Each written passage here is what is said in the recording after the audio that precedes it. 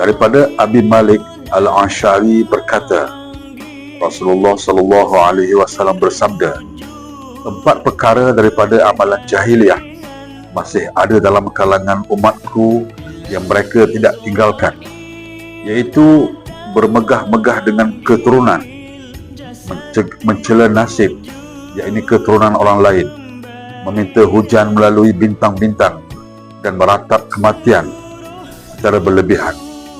Nabi bersabda, perempuan yang meratap, yakni menangis berlebihan ketika kematian, dan jika tidak bertaubat sebelum dia mati, maka dia akan dibangkitkan pada hari kiamat dengan memakai pakaian daripada cairan tar dan baju daripada penyakit katal, kudis atau kurap. Hadis riwayat Muslim nombor 934 berstatus hadis sahih.